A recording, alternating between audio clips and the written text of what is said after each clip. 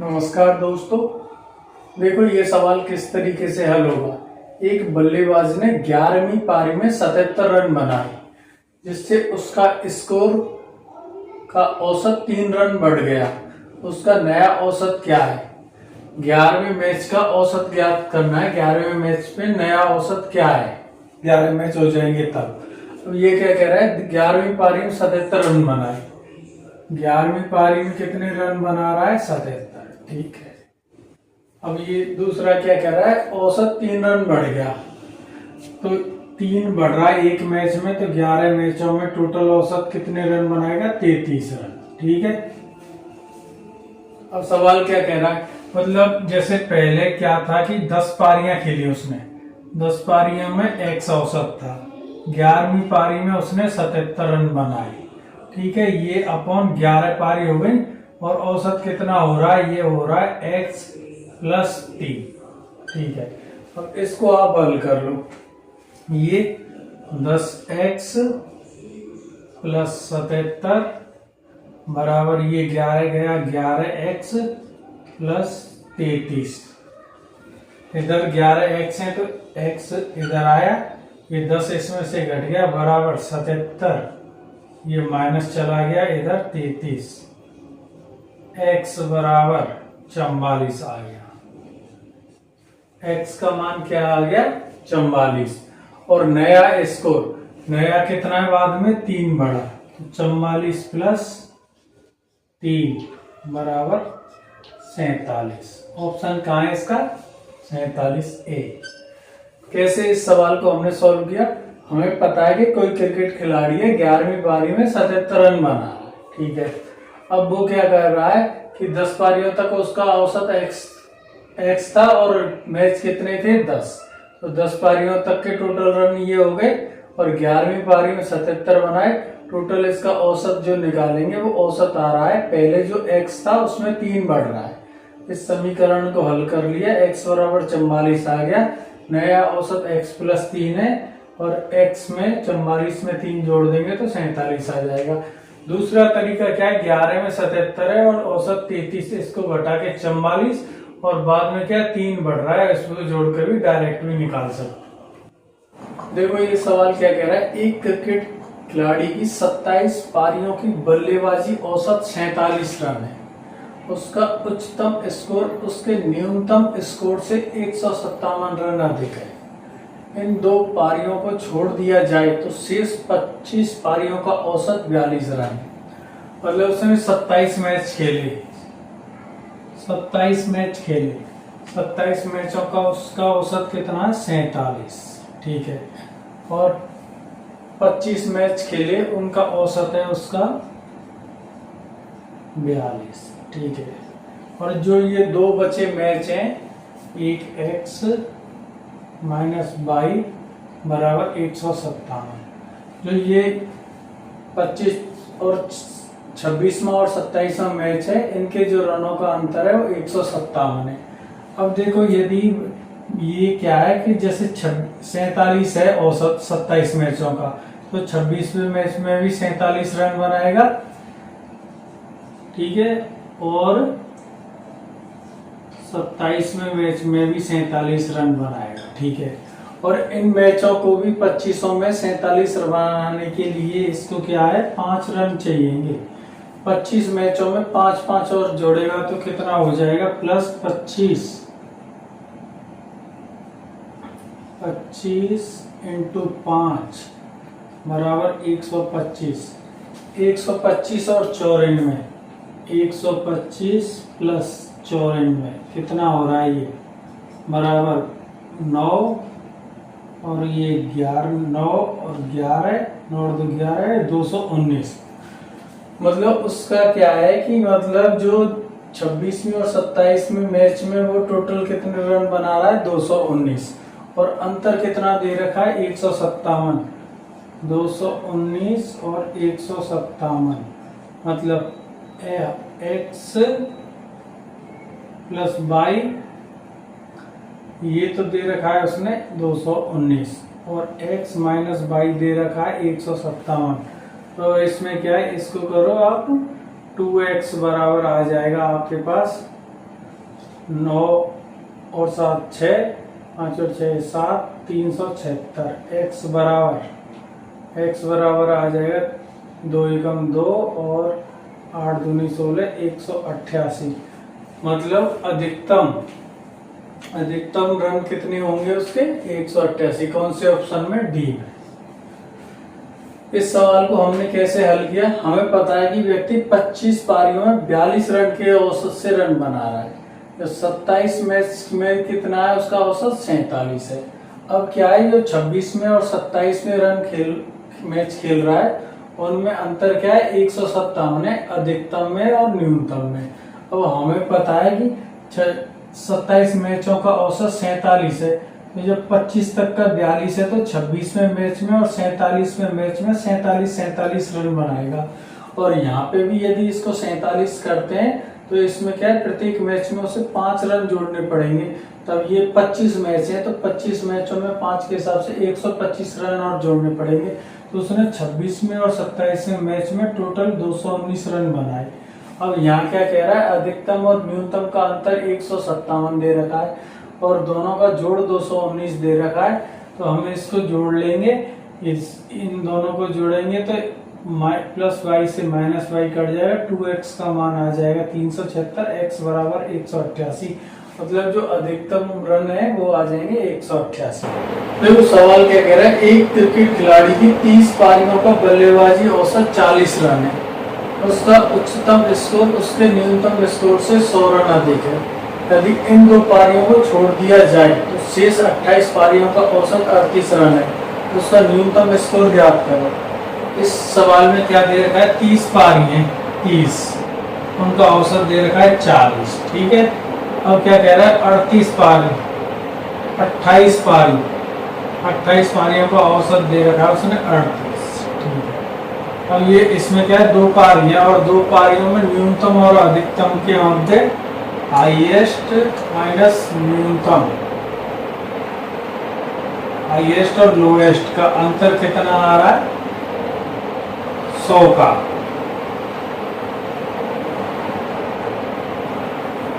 अंतर आ रहा है 100 का। अब हमें क्या करना है, जैसे देखो 30 है, 28 में 38 बना रहा है, ये बाद की 2 पारियां खेलेगा तो इसको 30 बनाएंगे तो क्या है, इसको 29वीं और 30वीं पारी में 40 रन, 40 प्लस 40 तो बनाएगा, ये बनाएगा 29वीं में और ये 30वीं में। ठीक है, अब इसके अलावा क्या बनाएगा, अब क्या है यहाँ पे जैसे 2 रन और ये 28 है,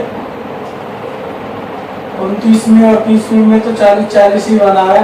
अरे इन 28 पारियों को भी 40 करने के लिए 2 और जोड़ना पड़ेगा इसमें, 28 में प्लस 56।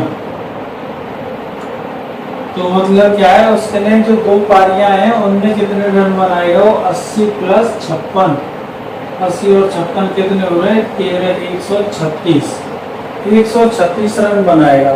और इसमें क्या करते हैं, जैसे लोएस्ट, हाईएस्ट और लोएस्ट का जो अंतर है, यदि न्यूनतम स्कोर पूछता है तो इसको घटा देते हैं और अधिकतम स्कोर पूछता है तो जोड़ दे देते हैं।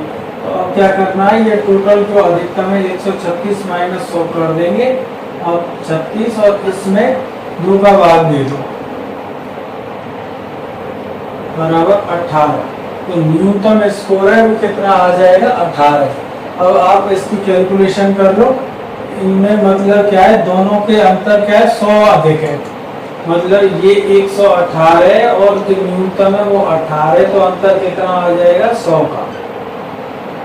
और आप इनके टोटल देख लो, टोटल कितना आ रहा है न्यूनतम और अधिकतम का, 118, 18, 136।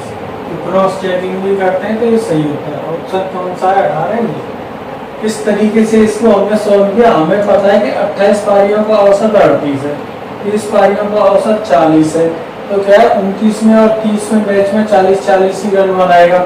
और जब ये यहाँ 38 बना रहा है, यदि 40 औसत करना है तो इनमें भी 2 रन उसको जोड़ने पड़ेंगे, तो 28 मैचों में 56 रन जोड़े, तो जो 2 मैच बचे उनमें टोटल कितने रन बनाएगा, वो पुराने औसत को भी 40 करते हुए टोटल रन बनाएगा 136। और हमें न्यूनतम पूछा है। अब 136 को इतने 2 हिस्सों में ऐसे बांटो कि उनका अंतर 100 आए, तो उनका अंतर 100 कब आएगा, 136 को 118 और 18 में बांटेंगे तब अंतर 100 आएगा। कि छोटे उसमें जो कम रन बनाए वो कितने 18, या इस तरीके से कर लो, जो 136 आया है ये टोटल, उसमें जो अंतर है 100 का घटाव करके उसमें 2 का भाग देके आंसर आ जाएगा। देखिए ये सवाल क्या कह रहा है, 38 लगातार सम संख्याओं का औसत 167 है, सबसे छोटी एवं सबसे बड़ी सम संख्याओं का योग ज्ञात करो। तो हमें तो देखो इसमें क्या है, 38 संख्याओं का औसत कितना दे रखा है 167, ठीक है। तो सम संख्याएं, तो इससे पहली सम संख्या कितनी हो जाएगी 166, इसके बाद वाली 168। अब हमें पता है इसमें 38 है, 38 में से 2 ये हो गई, तो बची कितनी 36। तो इधर 18 संख्या और होंगी और इधर भी 18 संख्या और होंगी।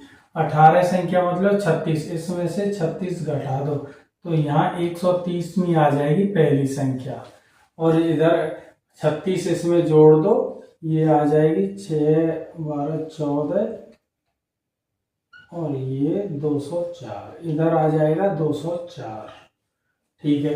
अब पहली संख्या ये आ जाएगी और 38वीं संख्या ये आ जाएगी, ठीक है। अब इन दोनों को जोड़ दो, 204 प्लस 130 कितना हो जाएगा 334।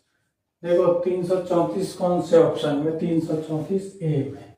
इस सवाल को कैसे हल किया, हमें पता है कि 38 लगातार सम संख्याओं का औसत 167 है, तो इससे पहली संख्या 166 हो गई, अगली 168 हो गई, 2 संख्याएं तो ये हो गई। अब 38 थी, बची कितनी 36, तो सम संख्याएं 18 इधर आएंगी, 18 इधर आएंगी, तो 18 36 इसमें से घटाएंगे तो पहली संख्या कितनी बचेगी 130, और इधर 168 में 36 जोड़ेंगे तो अंतिम संख्या कितनी आएगी 204, दोनों को जोड़ देंगे उत्तर आ जाएगा 334।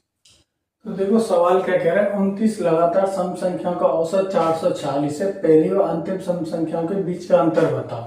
तो देखो क्या है, औसत दे रखा है 446, ठीक है। अब क्या है 446 है, 29 है, अब 29 है तो 29 में तो एक संख्या तो ये हो गई 28, 14 संख्या इधर और 14 संख्या इधर आएंगी, तो 28 घटाओ इसमें से, 28 घटाया तो यहाँ पे बचे आप 8 और ये 418, यहाँ पहली संख्या आई 418। इसी तरीके से 446 में 28 जोड़ा, 4 और 2 6 और 1 7 और ये तुम्हारा 474। अब अंतर ज्ञात करो, 474 माइनस 418, ये 6, यहाँ पे 6 5 56। देखो 56 कौन से ऑप्शन में, बी में। कैसे इस सवाल को हल किया, हमें पता है कि औसत दे रखा है 446, संख्या है 29, तो एक संख्या दी हो गई 28 बची। जब औसत हमेशा मध्य में आता है, 14 संख्या इधर आएंगी, 14 इधर आएंगी, और सम संख्या एक सम संख्या में अंतर 2 का रहता है, तो 14 में अंतर हो जाएगा 28 का। इसमें 446 में से 28 घटा देंगे तो पहली संख्या आ जाएगी 418, इधर अंतिम संख्या 14, 28 जोड़ देंगे इसमें 446 में, यह आ जाएगी 474, और अंतर पूछा है 474 में से 418 घटा देंगे 56 आ जाएगा। देखो सवाल क्या कह रहा है, एक समूह की 7 लगातार सम संख्याओं का औसत 532 है, इसी समूह की पहली 4 सम संख्याओं का औसत क्या है। 7 लगातार का 532 है, 532 कितने का औसत है 7 का, तो एक औसत कितना है, योग कितना है 7 का 532, तो औसत कितना आएगा 7 7 49, 7 6 42, 76 औसत आ रहा है, 76 औसत आ रहा है, ठीक है। अब ये क्या है 7 संख्या है, तो 3 संख्या इधर होंगी, 1 2 और 3, और 3 इधर होंगी, 1 2 3, ठीक है। अब है शुरू की 4 सम संख्या, तो ये कितनी हो गई 74, और ये कितनी हो गई 72, और ये हो गई 70। अब क्या पूछ रहा है, पहली 4 सम संख्याओं का औसत, जब इनका औसत ये आएगा, इन दोनों के मध्य क्या है 73, कैसे हल किया, हमें पता है 7 सम संख्याएं, उनका योग दे रखा है 532, औसत निकालिए 76 आ गया।